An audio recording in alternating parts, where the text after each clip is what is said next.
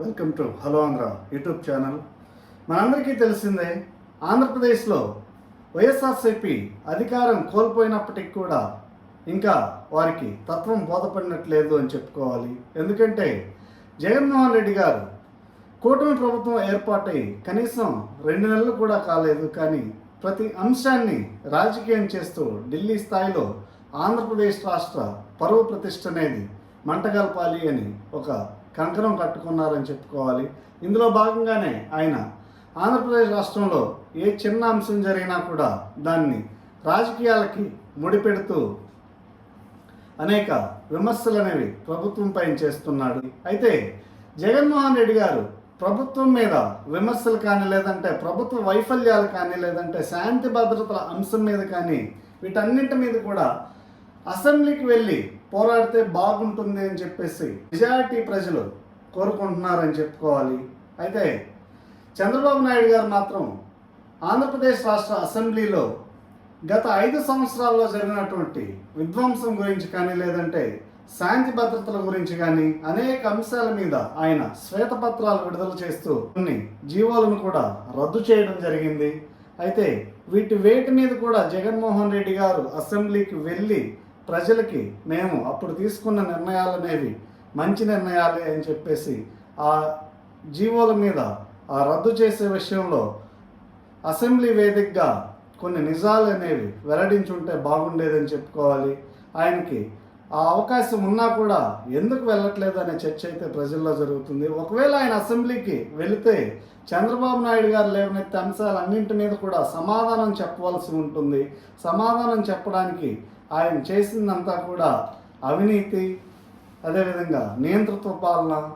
కాబట్టి ఆయన తీసుకున్న నిర్ణయాలు కూడా ఉదాహరణకు చెప్పుకోవాలంటే ల్యాండ్ టైటిలింగ్ యాక్ట్ దగ్గర నుంచి అనేక నిర్ణయాలు అనేవి కూడా ప్రజలకి మేలు చేసేవి కాదు. కాబట్టి ఆయన అంశాల మీద అసెంబ్లీ వేదికగా పోరాటం చేయలేకపోతున్నాడు అని చెప్పుకోవాలి. అంతేకాకుండా ఆంధ్రప్రదేశ్ హైకోర్టుకు కూడా ఆయన నాకు ప్రతిపక్ష నేత హోదా ఇవ్వాలి అని చెప్పేసి ఒక పిటిషన్ కూడా ఫైల్ చేయడం జరిగింది. అయితే ఈ అంశాలన్నింటి మీద కూడా ప్రభుత్వంలో ఉన్నటువంటి నాయకులు కానీ, మంత్రులు కానీ ఎవరు కూడా పెద్దగా జగన్మోహన్ రెడ్డిని విమర్శించట్లేదు. అంటే ఈ అంశాల మీద ఆచితూచి స్పందిస్తున్నారు. అదేవిధంగా చట్టం తన పని తాను చేసుకుపోతుంది అన్నట్లుగా వారి ప్రకటనలు కూడా ఉన్నాయి.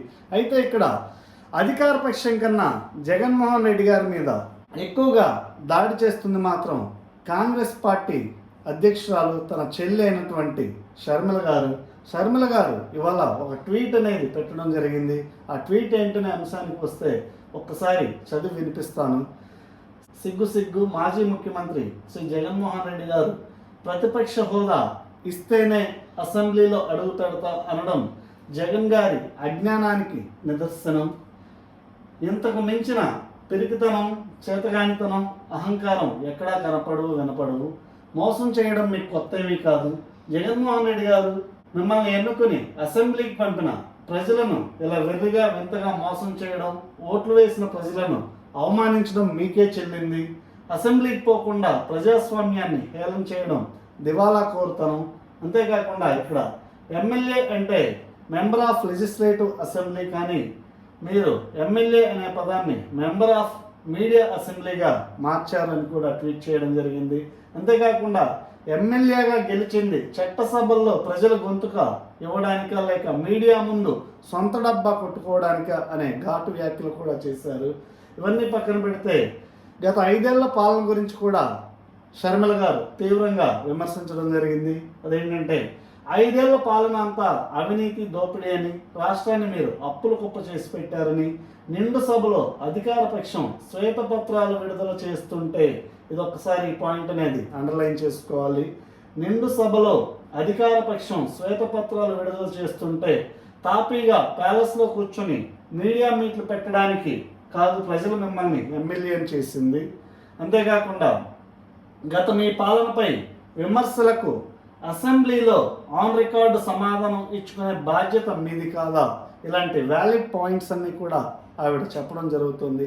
ప్రజల మనసుల్లో కూడా ఈ పాయింట్స్ అనేవే ఉన్నాయి అని చెప్పుకోవాలి. ఎందుకంటే జగన్మోహన్ రెడ్డి గారు ఒకవేళ ఆయన నిజంగా ప్రజల మేలు కోసమే ఆ జీవోలు కానీ ఆ పాలన కానీ చేస్తుంటే, అసెంబ్లీలో ఇవాళ చంద్రబాబు నాయుడు గారు శ్వేతపత్రాలు విడుదల చేస్తుంటే అసెంబ్లీ వేదికగా వెళ్ళి ఆయన తన నిజాయితీని నిరూపించుకోవాల్సిన అవసరం అనేది ఉంది అని ఆవిడ అడుగుతున్నారు.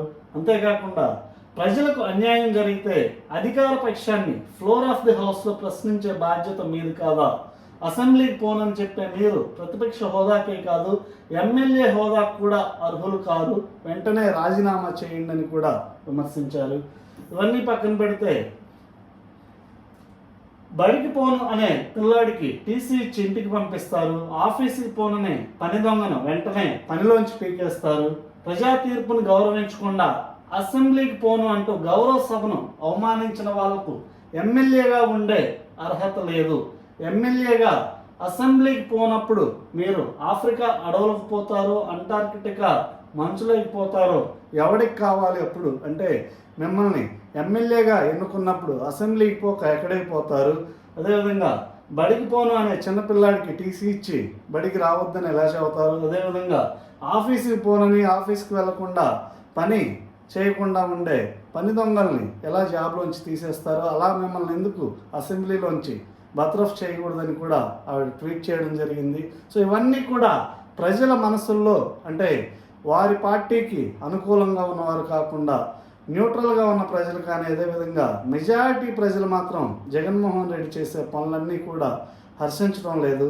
అసెంబ్లీకి వెళ్ళి నువ్వు నిజంగా పోరాటం చేయగలిగితే, నిజంగా నీకు ప్రతిపక్ష హోదా అనేది వారు ఇవ్వకపోయినా కూడా ప్రజల్లో మీరు ప్రతిపక్ష నాయకుడు అనే గుర్తింపు వస్తుంది అనేది గుర్తుంచుకోవాలి. అయితే అధికార పక్షంలోని నాయకులు ఎవరూ కూడా ఈ విధంగా ఆయన్ని విమర్శించకపోయినప్పటికి కూడా వైఎస్ షర్మిల మాత్రం ఘాటు విమర్శలు చేస్తుంది. బహుశా కాంగ్రెస్ పార్టీని వచ్చే ఎన్నికల తర్వాత అయినా ప్రతిపక్ష హోదాలోకి తీసుకురావాలని షర్మిల గారు తీవ్ర ప్రయత్నం చేస్తున్నట్టు మనకు కనబడుతుంది. ఈ అంశం మీద మీ అభిప్రాయాలని కామెంట్స్ రూపంలో తెలియచేయండి. Thank you.